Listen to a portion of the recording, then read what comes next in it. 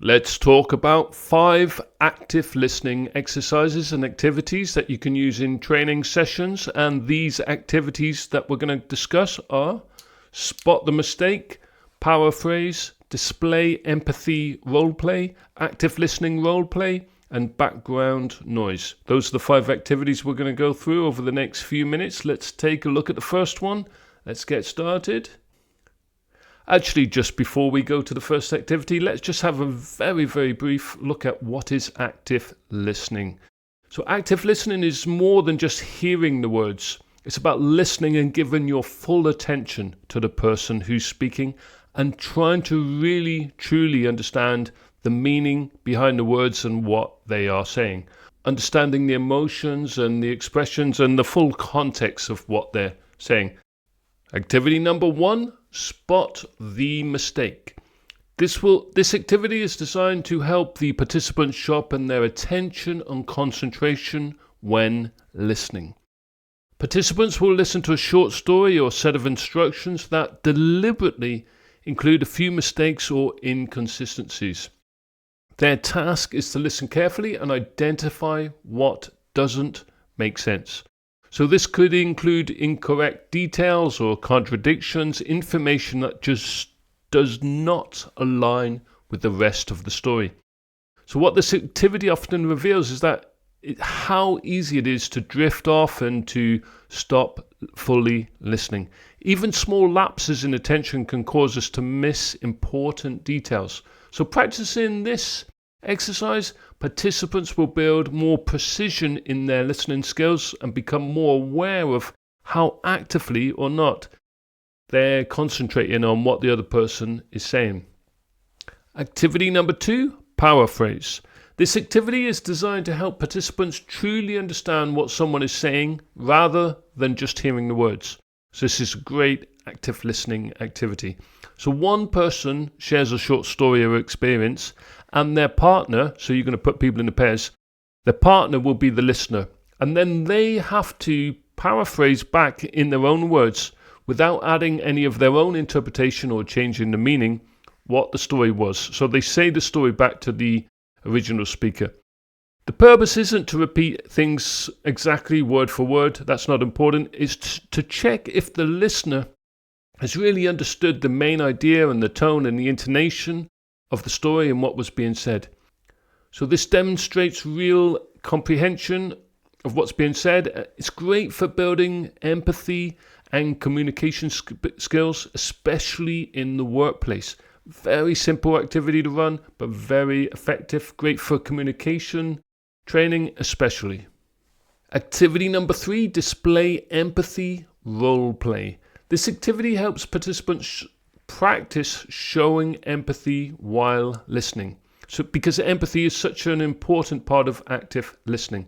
So the participants will work in pairs with short workplace scenarios that include emotional context. So things like frustration, pride, disappointment, stress, or a sense of achievement. One person acts out the scenario while the other person responds with emotions and empathy and listens carefully. So the listener's role is not to solve the problem or to give any advice.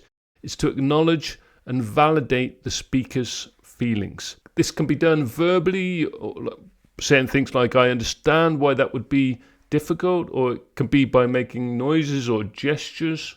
So this activity helps to build trust and a sense of connection between people. It's great for helping active listening skills.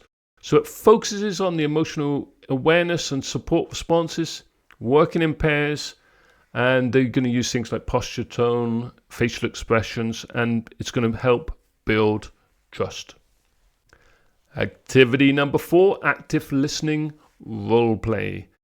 This activity brings together all of the core behaviours of active listening, and it allows the participants to practice them in a quite realistic scenario. So they will work in groups of 3, I would suggest. One person is the speaker, one is the listener, and the other person is the observer. The speaker talks about a topic or follows a workplace scenario, while the listener practices active listening behaviours and skills. And these include, of course, verbally verbal behaviours like I see or nodding, and maintaining a good posture and listening without interrupting. And they will summarize or clarify certain things if they need to during the talk. The observer watches the interaction and provides feedback at the end on how well the listening behaviours were undertaken, and they will suggest any possible improvements. Then the group switches roles so that each person out of the three gets to play each role. This is really effective because it helps build awareness not just of how we listen, but how our behaviours impact the flow of conversations. So even from a speaker's point of view, you can learn things in terms of active listening skills. Very simple activity, doesn't cost any money as a trainer, very effective, great for communication skills training.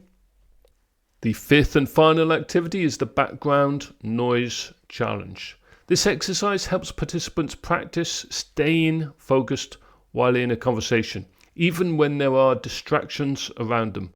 So I would suggest to put participants into pairs, and then one person speaks while the background noise plays. So you can use music or the sound of chatter or office sounds, but some kind of noises that you will prepare as the trainer.